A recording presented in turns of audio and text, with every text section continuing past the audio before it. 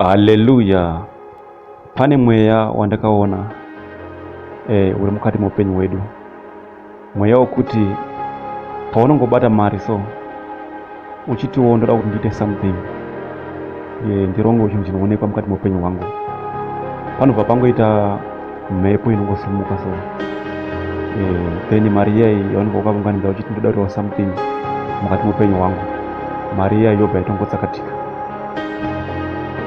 Saka ndoda kuti uri pauri papo tinamate, tikumbire nyasha kuna Mwari kuti pega pega paunobata mari yako yaunobata isawanikwa kuti inoparara isina chayatenga nezita raJesu. Vhura muromo wako uri pauri papo tinamate nezita raJesu. And I believe after this prayer Mwari wokudenga vachakuropafadza, Mwari wokudenga vachatanga kuchengetedza zvose zvauchabata nemaoko ako kuti Satani asaziparadza nezita raJesu. Vhura muromo wako unamate. Ndaona Mwari wokudenga kuropafadza. Librazia mahanda. Baba, nezita raJesu chese Baba chabata navana venyu Jehovha, Baba nezita raJesu ndinonamata, ndinonyengetera chese chavachabata Baba ngachirege kupepereswa nemweya yetsvina Baba nezita raJesu. Baba ndinonamata, Baba ndinokumbira nyasha Baba nezita raJesu. Ya brado mazo prejia mazata iya ya brado zoto lima hazepedere mahaya ya bado zoto rimahanda ye bedebedebzepetea mazobodobozia kataya rebedebozoto limahaya yobodozoto limahaya yabadabazabadabazeya yebedobozoto limahaya yabadozoto limahaya yabadabazabadabazabadabazo yabadoza yagadozoto limahaya yabadobozoto limahaya chese chavanobata Jehovha ngachirege kupepereswa nezita raJesu. Yabadozoto limahaya yabadobozoto limahaya yebedebezepetea yobodobozotolia yakazotokozia mahaya rabadabazotolia yebedebezikatea yobodozikatia mahaya yobodobozikatalia robodobozikataya yebedobozikatia yabadabazokotolia yebodobozikataya robodobozikataya. Zvese zvaunobata Jehovha ngazvirege kupepereswa Baba nezita raJesu. In Jesus mighty name we pray. Hallelujah. Hama mudikani, tinoziva kuti une maplans awakaronga mukati muupenyu wako. Pamwe wakavimbisana nemukomana wako, pamwe wakavimbisana nemusikana wako kuti muda kuroorana, but panguva dzamunenge makuda kuti muchiroorana panobva pangoita umwe mweya wotongozonza kuti mukomana wako uya waidana naye aroora, kana kuti musikana wako uya waidana naye aroorwa. So ndoda kuti tisvike patinonamata panguva ino, kuti pega pega paunoita mapromise ezvimwe zvinhu zvangada kuti uzviite mukati muupenyu wako, kana kuti mapromises ezvimwe zvinhu zvaunenge uchifungawo mukati muupenyu wako, kuti kana ndikaitawo ichi ndo pandinoona kuti Mwari wokudenga vanenge vandiropafadza. Toda kuti tisvike patinodzinga mweya china iyoyo, mweya iyoyo ibve mukati muupenyu wako, utange kuona nyasha mukati muupenyu wako. Ndava ndinoziva kuti after tanamata pane zvichaitwa naMwari mukati muupenyu hwedu. Haleluya. Toda kuti uri pauri papo, any promise yavanofungidzira kuti Mwari kana promise iyi ikangobudira chete zvangu inini zvinenge zvaita, promise iyi Baba kana ikangobudira chete zvangu inini zvinenge zvaita nezita raJesu. Any promise yauinayo, haleluya, vhura muromo wako utange kuudza Mwari panguva ino kuti Jehovha, any promise yandakapromiswa ngarege kufeila, asi Jehovha ndinoda kuiona ichibudirira mukati muupenyu wangu. Ndava inini Baba ndinotenda mamuri nokuti ndiri mwana wenyu. Haleluya. Vhura muromo wako utange kunamata. Baba nezita raJesu ndinokutenda imwe yamutsvene nokuti munoshamisa, kudzwai panyika nokudenga nokuti makatendeka. Ava vana venyu Jehovha ndavaisa pamberi pouso hwenyu Jehovha panguva dzino Jehovha. Baba nezita raJesu varangarirei mweya mutsvene, varangarirei Jehovha Baba nezita raJesu. Any promise Baba nezita raJesu yavainayo Baba mukati muupenyu wavo, nezita raJesu wakaipa ngalike kuiparadza, asi kuti Jehova ngaibudirire mwari, kuti Jehova vagoona simba renyu, kuti Jehova vagoona ukuru bwenyu mukati muupenyu hwavo Baba, nezita ra Jesu.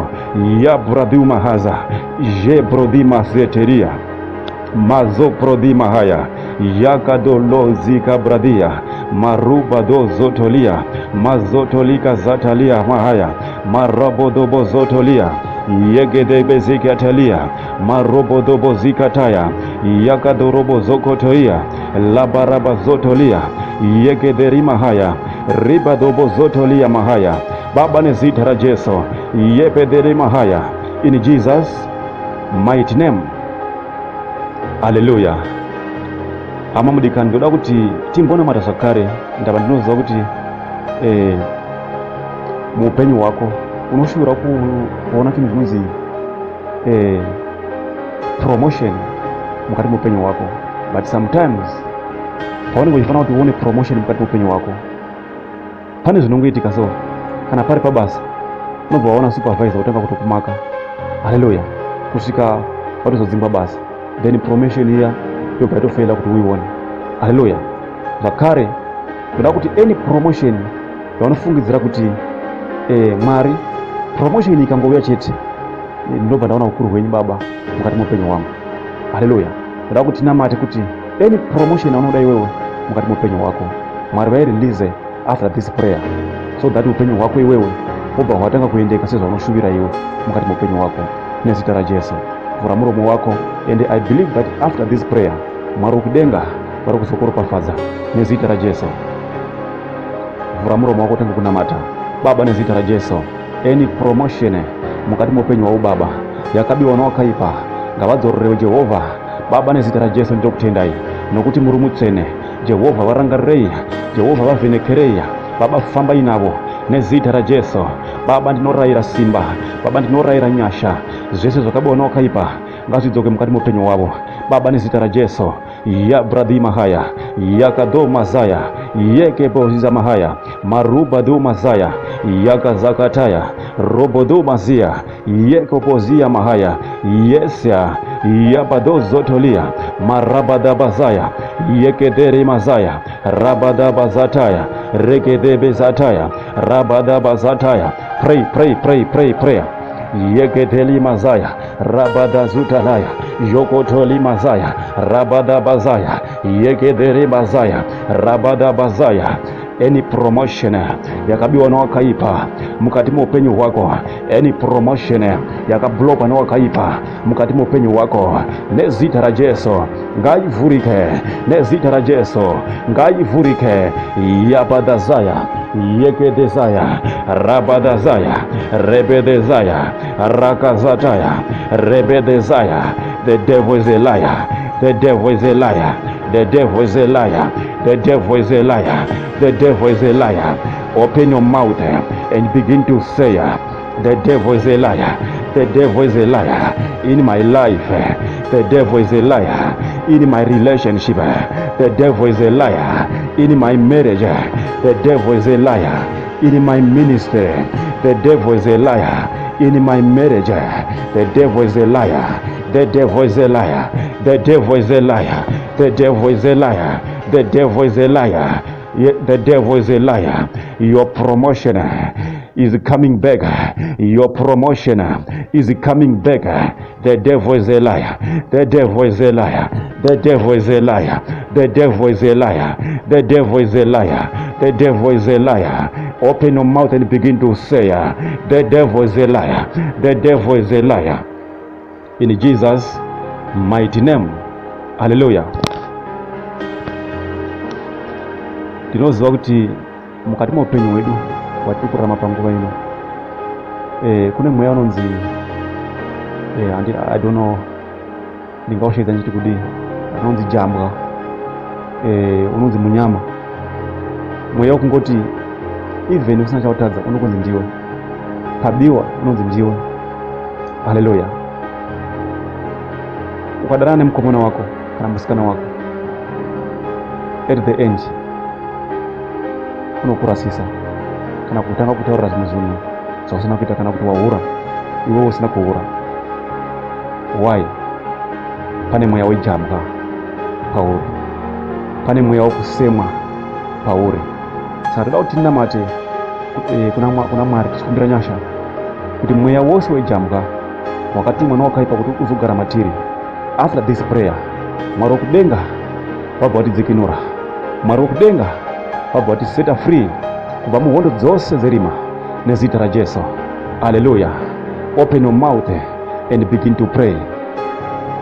Mweya wose wejambwa mukati muupenyu wako, mweya wose wejambwa in every area of your life, in the mighty name of Jesus. Baba, ndinokutendai mukati muupenyu wavo, wadzikinurei Jehovha.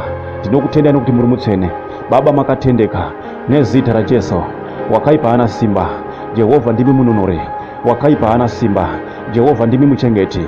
Baba, nezita raJesu, muchengeti Baba wavanotenda nezita raJesu, mudzikinuri Jehovha. Baba vakarurama Jehovha patinoimba nawo Mwari, kunyange tiri munhamo Jehovha. Baba, munenge muineso Baba, kunyange wakaipa akakanda mhepo Baba yenhamo, asi Jehovha imimi munenge muineso. Kunyange minyama ya Baba yakakandwa mukati muupenyu hwedu Jehovha, asi imimi Baba munenge muineso. Baba, ndava Jehovha muri pakati pedu, ndava Jehovha munotida Baba, nezita raJesu. Ndinorara mweya wejambwa ubve mukati muupenyu wako, ndinorara mweya wejambwa ubve mukati muupenyu wako. Regedzwa right now, regedzwa right now, regedzwa right now, regedzwa right now, regedzwa right now. Yes, yes, yes, yes. It's happening right now. It's happening right now. It's happening right now. It's happening right now. Is coming out. Is coming out. Is coming out. Is coming out. Is coming out. Is coming out. Mweya wejambwa wakubuda, mweya wejambwa wakubuda, mweya wejambwa wakubuda, mweya wejambwa wakukuregedza, mweya wejambwa wakukuregedza, ngaukuregedze, ngaukuregedze nezita raJesu, ngaukuregedze nezita raJesu. Mweya wejambwa nezita raJesu, ngaukuregedze uyo. Mweya wejambwa nezita raJesu, ngaukuregedze uyo. Mweya wemunyama, ngaukuregedze uyo, ngaukuregedze uyo. Mweya wokungopomera zvausina kuita, ngaukuregedze nezita raJesu. Right now, right now, right now, right now. 1 2 3 4 5. Touch it, Holy Spirit. Mweya wejambwa ngaukuregedze, mweya wejambwa ngaukuregedze nezita raJesu. Yakata, yakete, yakata, yakete. Is coming out, is coming out, is coming out, is leaving your body, is leaving your body, is coming out, is coming out now, is coming out now, is coming out now, is coming out now, is coming out now, is coming out now, is coming out now, is coming out now. Yes, yes, yes, yeah. Yes, yes, yes, yes. That spirit is now coming out, is now coming out, is now coming out, is now coming out. Regedzwa, regedzwa, regedzwa, regedzwa, regedzwa, regedzwa. Dinopkanya, dinodzinga hondo dzawakaipa mukati muupenyu wako. Regedzwa nezita raJesu panguva dzino, regedzwa nezita raJesu. Simba rokudenga ngarifambe paupenyu hwako, nyasha dzokudenga ngadzifambe Mwari nezita raJesu. Mweya mutsvene, ndinoita sungano nemi panguva dzino, timborakasha madhimoni, timborakasha mweya itsvina mukati mevana venyu Jehovha. Mweya mutsvene, ngatimboita sungano panguva ino, timborakasha madhimoni nezita raJesu. Ya ya ya ya ya ya ye ye ye ye ye ye ya badabazataria yezezezezeze rabadabazaya yese ya badobozia mahaya mazakatali mahanda yebedebe zotolia jamgara kukuregeza yabadabazataya jamgara kukuregeza yabadabazatalia yebedebedeboza yabadabalabazaya. In Jesus mighty name. Hallelujah. Yasatali mahaya kwa unomboziva mamudikani mukati muupenyu hwedu. Vazhinji vedu tinokundikana kuita zvimwe zvinhu zvatikanzi naMwari tiite. Ndava pane munhu anenge akatitemera nyora mukati muupenyu hwedu, but kubva nhasi zvienda mberi nyora dzawakatemerwa nawakaipa dziri kuzobuda mukati muupenyu wako. nyora dzawakatemwa nawakaipa dziri kuzodzimwa muzora nhasi nezita rajesu. Uri kutambudzika mukati meupenyu wako, ndava pane akakutemera nyora ukarara. Uri kutambudzika mukati meupenyu wako, ndava pane akakutemera nyora mukati meupenyu wako. Hauna mwana muzuva ranhasi, ndava pane akakutemera nyora mukati meupenyu wako. Hauna zvese zvaunoshora mukati meupenyu wako, ndava pane akakutemera nyora mukati meupenyu wako. Unoti kana ukabereka vana vanofa, ndava pane akakutemera nyora mukati meupenyu wako, kuti zvese zvaungaita mukati meupenyu wako zvisabudirira. Asi nezita rajesu, after today Mwari wokudenga vachafamba newe. Nyora dzakatemwa mukati meupenyu wako, nawo nezita rajesu ngadzibude, nawo nezita rajesu ngadzidzimwe, nawo nezita rajesu ngadzidzimwe. Uri kunetseka mukati meupenyu wako, ndava une nyora dzauinadzo. Uri kutambudzika, ndava une nyora dzauinadzo. Hauzi kuwana basa, ndava une nyora dzauinadzo. Uri kuramba pamurume, ndava une nyora dzauinadzo. Hauzi kuroora mukoma, ndava mune nyora dzamuinadzo. Right now nezita rajesu, dhimoni renyora right now regedza, regedza, regedza, regedza, regedza. Nyora dzawakatemwerwa nezita rajesu ngadzidzimwe nezita rajesu, ngadzidzimwe nezita rajesu. Yapadabasaya. Open your mouth and begin to pray. Uchidzinga mweya tsvina, uchidzima nyora dzese dzawakatemwa mukati meupenyu wako, uchidzima zvese zvakataurwa nowakaipa mukati meupenyu wako nezita rajesu. Nyora ngadzidzimwe, nyora ngadzidzimwe. Jehovha, nyora ngadzidzimwe, nyora ngadzidzimwe, nyora ngadzidzimwe nezita rajesu. Yabadabazaya, yebedebezaya. Mazatali mahaya, yebedebezaya, yebedebezaya, yebedebezaya. Nyora ngadzidzimwe Baba nezita rajesu. Nyora Baba ngadzidzimwe Baba nezita rajesu. Vana venyu Baba vanonetseka, ndava pane zvavakaitwa Baba mukati meupenyu wavo, zvinhu hazvizi kufamba zvakanaka, ndava pane zvavakaitwa Mwari mukati meupenyu wavo Baba. Vadzikinurei Jehovha. Yabadabazaya, yabadabazaya, rebedebezaya, yabadabazaya, yebedebezaya, yabadabazaya. Unoti ukapinda basa wobva watodzingwa mangwana acho, ndava pane zvawakaitwa mukati meupenyu wako. Unoti kana ukaroorwa haupenzi kana 5 months unobva watorambwa. Unoti kana ukaroora haugari nemukadzi kana 5 months anobva atoenda, ndava pane zvawakaitwa. Yabadabazaya, yabedebezaya, yabadabazaya, yabadabazaya. Zvawakaitwa mukati mokurarama, zvawakaitwa mukati meupenyu ngazvidzimwe nezita rajesu. Yabadabazaya, yabadabazaya, yabadabazaya, yabadabazaya, yabadabazaya, yabadabazaya. Yes Lord, yabadabazaya. Wadzikinurei Baba. Yes, yabadabazaya Baba nezita rajesu. Yabadabazaya. Ndinokutendai Mwari Baba, makatendeka Baba mukati meupenyu mwewana venyu Mwari. Baba, vaitire zvakanaka, vadzikinurei Jehovha nokuti vana venyu vanotenda Baba. Vadzikinurei kubva muhondo dzawakaipa. Hakuzi kuda kwavo Baba, asi pane zvakaitwa. Hakuzi kuda kwavo Jehovha, pane zvakaitwa Mwari. Hakuzi kuda kwavo Jehovha, pane zvakaitwa nomuvengi mukati meupenyu hwavo. Asi Jehovha, ndavakumbirira nyasha Baba semuapostora panguva dzino nezita rajesu. Vadzikinurei Baba. Nyora dzakatemwa Baba ngadzidzimwe, nyora dzakatemwa Jehovha ngadzidzimwe, ngadzidzimwe, ngadzidzimwe, ngadzidzimwe. Ndinotenda Mwari nokuti makatendeka. Ndinotenda Jehovha nokuti makarurama. Jehovha, muri pakati pedu. Kunyange titambudzike Jehovha munenge muineso, kunyange tiomere Baba Jehovha munenge muineso, kunyange wakaipa singadi kuti tirarame Jehovha munotipa upenyu. Yapadamazaya, yepedemezaya, rabadabazaya. Zvakanyorwa Baba ngazvidzimwe Jehovha, zvakanyorwa Jehovha ngazvidzimwe Jehovha. Yes, ngazvidzimwe Jehovha. Zvakanyorwa nowakaipa ngazvidzimwe Jehovha. Yabadabazaya, yabadabazaya, yabadabazaya, yabadabazaya, yabadabazaya, yabadabazaya, yabadabazaya. In Jesus' mighty name we pray. Hallelujah. Unoziva kana riri diviso ravanhu vechikadzi, pane mweya uri kutenderera, so mweya wespirit. There is a spirit inonzi, I don't know munoishaidza muchiti kuti pane mweya wejeko uri kunetsa vanhu vechikadzi mumwaka watiri unoyu. ndaba wakaipa pane zvakafunga kuda kuita, kuda kukanganisa vana vaMwari. Haleluya. Panoda kuti ndinamate kuti wega ane jeko kana kuti anonza kurwadzwa nemudumbu mukati muupenyu wake, nezita raJesu ndoda kuti after tanamata Mwari wokudenga vakudzikinure. Mweya wejeko ugobva wabuda, mweya wejeko ugobva wakuregedza, ndava pane zvakati nomuvengi, pane nyora dzakaiswa mukati muupenyu wako. Ndosakei uri kuradzwa nejeko mukati muupenyu wako. Yapata Masaya, open your mouth, vura muromo wako hama mudikane, nezita raJesu. Yapata Masaya, nezita raJesu. Yesu lo mahaya, maruba daya, yepedomo zaya, mazoko tolia.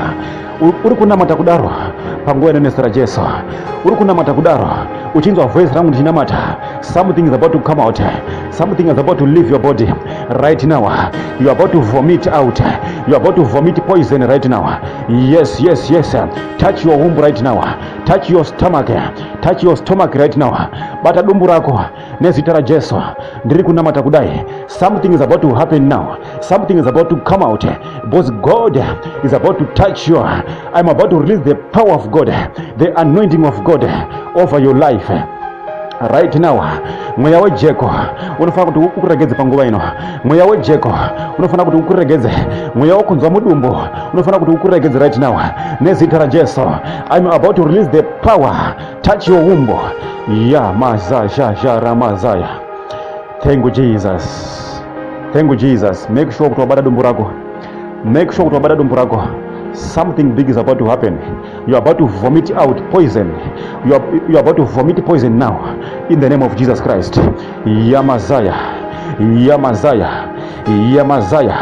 Yekezaya, Rabazaya, Yekezegetea, Marobodobozaya. Baba nezita raJesu vakabata matumbu avo kudaro. Baba nezita raJesu, simba romweya mutsvene ndinokutendai Mwari nokuti munoshamisa. Ndava Jehovha ndinoziva zvimwe zvamakaita zvikuru Baba kudarika izvi Baba, nezita raJesu. Ava vana venyu Mwari. Yes, yapasatali mahaya, yakazokotoli mahaya, mazokoto mahaya, yakazokoto yama, yopodobo zokoto, yasotoli mahaya, nezita raJesu. Mazokoto mahaya, mazokoto limahaya. Yes liga mazoto limahaya. Baba nezita raJesu. Mweya wejeko ngaubude Baba nezita raJesu. Mweya wejeko Jehova ngauvaregedze nezita raJesu. Regedzwa. Yes Lord. Mazokoto mahaya, mazokoto limahaya, regedo mazokotoria, mazokoto limahaya, rabadaba zakataya, mazokoto limahaya. Mweya wejeko ngaukuregedze. Mweya wejeko ngaukuregedze. Ngaubude nezita raJesu. Ngaubude nezita raJesu. Out in the name of Jesus Christ. Out in the name of Jesus Christ. Out nezita raJesu. Ngaukuregedze nezita raJesu. Mazokotori mahaya, marobodobosaya, yakatomo zatalia, marubada zatalia, mazokotoli mahaya, marakazokotoia, marubada zatalia. Baba nezita raJesu. Yes Lord. Vomit out. Vomit out. Come out in the name of Jesus Christ. Yakwadha mazotolia, maruba damazaya. Mweya wejeko wawakukuregedza. Mweya wejeko wawakukuregedza right now nezita raJesu. Regedzwa right now nezita raJesu. Simba rokudenga, nyasha dzokudenga dzavakufamba panguva ino. Yamanamazata, yeremazatalia, marabadabazaya, yeketekezaya. Yes Lord. Yapatamazaya, marubadamazaya. In the mighty name of Jesus Christ. Yes yakasokotolia mahaya. Mweya wejeko ngauvaregedza right now nezita raJesu. Mazokotoli mahaya, mazokotoli mahaya, rabadabazoya. Baba nezita raJesu.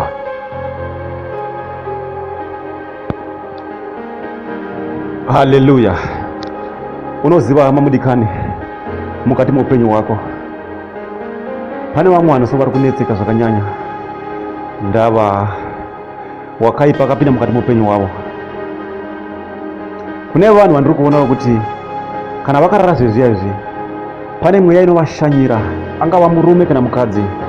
Kana vachinge vakarara zvezviyazvi pane mweya inovashanyira, anorota achirara nemurume but iye asina murume, anorota achirara nemukadzi but iye asina mukadzi. Haleluya. It's a spiritual wife, it's a spiritual husband. Saka as long mweya uyo uri mauri, hapana changagona kuita mukati muupenyu hwako. Zvese zvaunoita hazvigoni kubudirira. Ndava unenge uine murume already, ndava unenge une mudzimai already. Saka mukati muupenyu hwako hapana chingagona kubudirira. Kunyange ukapurana ichi chinoramba, ndava pane mweya unenge uchivhiringidza nezita raJesu. So toda kuti tinamate against spiritual husband, against spiritual wife mukati muupenyu hwako, kuti after this prayer Mwari kudenga vakudzingire this spirit. After this prayer Mwari kudenga vakudzingire this spirit in your life in the name of Jesus Christ. Ndinotenda kuti Baba kudenga vachakudzikinura, ndinotenda kuti Mwari kudenga vachakudzikinura kubva muhondo dzose dzawakaipa nezita raJesu.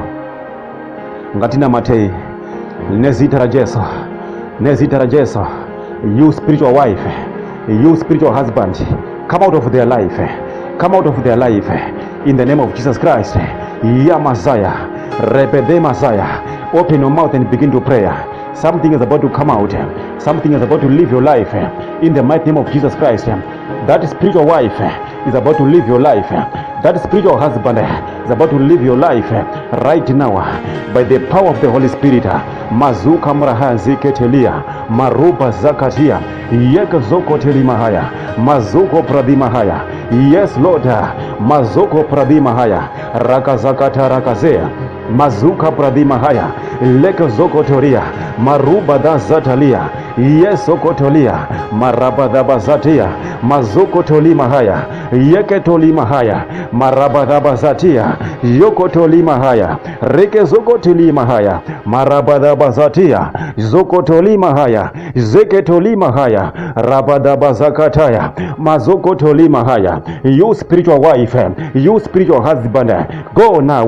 Mazoko tolima haya mazoko tolika zaya maruko zoko toia jakata katakahia mazoko tolia maruba deba zikataya mazoko tolima haya mazoko potima haya zakatalima hazokotia robo dobo zoko toia lika bazoko tolia. In Jesus mighty name we pray. Hallelujah. Toda kuti tinamate tichikumbira kuna Mwari kuti Mwari vatiropafadza mukati muupenyu hwedu. Ndava iwewe ndiwe unoziva zvaunoshuvira kuti ndinoshuvira izvi. Kana Mwari wakandiropafadza neichi neichi, ndinenge ndaona maropafadzo mukati muupenyu hwangu. Saka iwewe ndiwe unoziva zvaunoshuvira mukati muupenyu hwako kuti Mwari wakudenga vakuitire. So ndoda kuti iwewe zvinamate uri pauri papo, chese chaunoda. Pamwe uri kuchikoro unoda kuti upase maexams, pamwe uri papi, amen, iwe ndiwe unoziva pauri, uye ndiwe unoziva zvaunoshuvira iwe kuti uri kushuvira chii chaunoda kuti Mwari akuite mukati muupenyu hwako. Chii chaunoshuvira iwe ndiwe unochiziva. Pamwe uri kurwara, pamwe unoda kupora, zviri pauri. Ndava iwe ndiwe unenge uchiziva kuti uri kushuvira mukati muupenyu hwako. Haleluya. So ndoda kuti titange kunamata panguva ino kuti maropafadzo aMwari adzike auye mukati muupenyu hwedu pamusoro pezvatinoshuvira kuti dai zvaitika mukati muupenyu hwedu. Haleluya. So ndoda kuti tisvike patinonamata uchizvikumbira nyasha iwe pachako nezita raJesu. Haleluya. After this prayer iwe nokutenda kuti zvese zvaunoshuvira mukati muupenyu hwako zvichazadziswa naMwari. Vhura muromo wako utange kunamata. Baba, ndinokutendai nezita raJesu. Ndinoshuvira nyasha Baba mukati mevana venyu Jehovha nemukati muupenyu hwangu Baba nezita raJesu. Mazuka pradhima haya mazuka talima haya Baba, nyasha Baba ngadzionekwe Jehovha, maropafadzo Jehovha ngaonekwe Jehovha mukati muupenyu hwaMwari nemukati muupenyu hwangu Jehovha. Yakatala mahaya maruba dha mazaya yeketolo mahaya zvatinoshuvira Jehovha ngazviitike Baba mukati muupenyu hwedu Baba nezita raJesu. Mazuka talima haya rabada bazataya yokotoli mazaya marakazokotoia maruba na mazaya jakatalima haya rakazakatalia mazokotolima haya mazoko tolima haya, rebedebezaya, yakatolima haya, rabadabazoya, yeketoluma haya, rabadabazoya, yeketoluma haya, marubadabazaya, yeketoluma haya, yakatalema haya, rabadobozoya, yeketoluma haya, rabadabazaya, yekotoa, mazuko tolima haya, rabadabazaya. In Jesus' mighty name we pray. Hallelujah. Ama mudikani ndinoziva kuti pane zvimwe zvinhu zvinobhuloka maropafadzo mukati meupenyu wedu, kwete kuti hanzi hatina mati kana kuti hatiite sei, but nokuda kwezvivi zvese taita, tanamata, takumbira nyasha, taita sei, but ndoda kuti tisvike patinokumbira nyasha dzekuti tiregererwe zvivi zvedu naMwari. Ndava zuva nezuva tinotadza, saka mwana akatendeka uye mwana anotya Mwari unofanira kuti akumbire nyasha dzekuti aregererwe zvivi zvake naMwari. Ndava Bhaibheri shoko raMwari rinoti hakuna munhu wakanaka pano panyika, tese tinotadza, saka fanira tikumbire nyasha Mwari watiregere zvivi zvedu kuti tigogara tiri vana vakachena. Haleluya, nezita raJesu. Zvakare ndoda kuti uregerere vose vakakutadzira. Haleluya, usvike paunovaregerera, usvike paunokumbira nyasha kuti Mwari hakuzi kuda kwangu asi kuti kuda kwawakaipa. Ndio saka ndakanga Jehovha ndapindwa nemweya wekuvenga, nokuti mimi Jehovha wandinoshumira muri rudo. Saka nazvino Jehovha ndinofanira kuti ndiratidze rudo kunyika, kuti inini Baba ndiri munhu akakugamuchira Mwari, kuti nyika Jehovha igoona imimi Jehovha kuburikidza neni Mwari. Saka ndinoregerera vese vakanditadzira mukati meupenyu hwangu Baba, nezita raJesu. Haleluya. Varegerera vanhu vose vakakutadzira mukati meupenyu hwako. Zvakare kumbira nyasha kuti Mwari wokudenga vakuregere zvivi zvako. Haleluya. Vhura muromo wako unamate. Baba, ndinokutendai Mwari nezita raJesu. Mazuka taiya mahaya, maruba di mazapra di mahaya, yakatoya, mazoko toli mahaya, rebedebe zakataya, mazoko toli mahaya. Yes Lord, yakatolo mahaya. Yes yo, yakatolo mahaya. Yes Lord, oh yes, yebo yes, mazuka bradi mahaya. Baba, nezita raJesu ndinonyengetera Mwari. Baba, nezita raJesu ndinokumbira nyasha Baba. Baba, nezita raJesu mazoko toli mahaya. Baba, nezita raJesu kudzwai mweya mutsvene, kudzwai Jehovha mazatali mahaya. Baba, nezita raJesu nyasha ngadzionekwe, simba rokudenga ngarionekwe mukati meupenyu wedu Baba. Tiregere zvivi zvedu Jehovha Baba, sekuregera kwatinoita vamwe Baba mukati meupenyu wedu Jehovha, vose vanotitadzira Mwari. Baba, nezita raJesu nemwiwo Jehovha tiregere zvivi zvedu Baba, tigova vakachena, tigova vakarurama pamberi penyu Baba, nezita raJesu. Mazoko toli mahaya, mazoko toli mahaya. In Jesus' mighty name we pray. This is Apostle Miracle Prince, the president and the producer of the Voice Daily Devotional broadcast. Shalom. To God be the glory.